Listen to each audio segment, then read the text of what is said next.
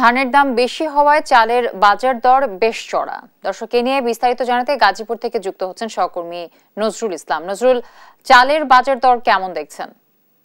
জ্যোতি, স্বস্তির কোনো খবর নেই বাজারগুলোতে। আপনি জানেন যে সব ধরনের চাউলের দাম কিন্তু ঊর্ধ্বমুখী রয়েছে এবং আপনি জানেন আমি যেখানটায় দাঁড়িয়ে রয়েছি গাজীপুরের সবচেয়ে বড় বাজার। এখানে এই বাজারে কিন্তু সকাল থেকে বিভিন্ন দোকানে ঘুরে দেখেছি যে তারা কিন্তু এই মনিটরিংকে দায় করছে এবং অন্য অন্য জায়গায় কিন্তু চাউলের দাম কিছুটা স্বাভাবিক থাকলেও আমাদের যে গাজীপুর চৌরাস্তা বাজার, এই জায়গায় মনিটরিং না থাকার ফলে কিন্তু চাউলের বাজার কিন্তু অস্থিরতা বিরাজ করছে এবং সবচেয়ে বিপাকে পড়েছেন সাধারণ যে মানুষ রয়েছে, দিন আনে দিন খান এইরকম মানুষ কিন্তু বিপাকে পড়েছেন। তো এখানে কিন্তু আপনারা যদি দেখাতে চাই আপনাকে চাউলের নাজির যে চাউলের 70 টাকা দরে বিক্রি হচ্ছে, বাসমতি চাউল 85 টাকা দরে, মিনিকেট কিন্তু 58 টাকা এবং আটাশ চাল যেটা এটা 58 থেকে 59 টাকা দরে বিক্রি হচ্ছে এবং এইভাবেই কিন্তু চাউলের যে বাজার সেটা কিন্তু অস্থিরতা রয়েছে। তো এই ব্যাপারে আমরা একটু কথা বলার চেষ্টা করবো যে বাজার যে কমিটি রয়েছে সেই বাজার কমিটির যে সভাপতি রয়েছেন আব্দুল সুবহান সাহেব, ওনার কাছে জানতে চাইবো যে আপনাদের মনিটরিংটা কিরকম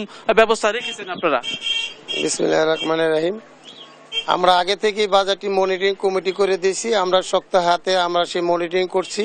আপনারা জানেন যে আমাদের কিছুদিন আগে বন্যা ছিল, যার জন্য বিভিন্ন তরিতরকারির দাম বৃদ্ধি পেয়েছিল। আপনারা যে চাউলের কথাটা বলেছেন, চাউলের দামটা আগেই বৃদ্ধি ছিল, এখন পর্যায়ক্রমে কমতে শুরু করেছে।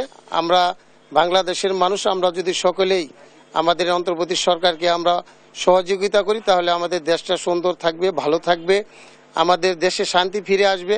আমরা চাই আমাদের যে ভোক্তা অধিকার দপ্তর যারা রয়েছেন তারা যদি নিয়মিত মনিটরিং করেন তাহলে আমরা আশাবাদী অতি শীঘ্রই আমাদের বাজার নাই শুধু সবকিছু মানুষের নিয়ন্ত্রণে চলে আসবে, আমরা আশাবাদী। এরকমটাই কিন্তু সাধারণ মানুষ বলছেন যে যদি মনিটরিং শক্ত হাতে ধরা হয় এবং যদি বাজারের খোঁজ খবর রাখা হয় তাহলে যে পরিস্থিতি আছে চাউলের বাজারে যে পরিস্থিতি সেটি সহনীয় পর্যায়ে চলে আসবে, এমনটাই কিন্তু সাধারণ যে মানুষ রয়েছেন তারা কিন্তু বলছেন। তো পাশাপাশি তারা চাচ্ছেন যে এখানে সব বাজারে যেন শক্ত হাতে মনিটরিং করা হয় এবং বাজারে যেন চার্টটা নিয়ে দেওয়া হয়, সাধারণ মানুষ এরকমটাই চাচ্ছেন। তো এই ছিল আমার কাছে গাজীপুর চৌরাস্তা বাজার থেকে সর্বশেষ।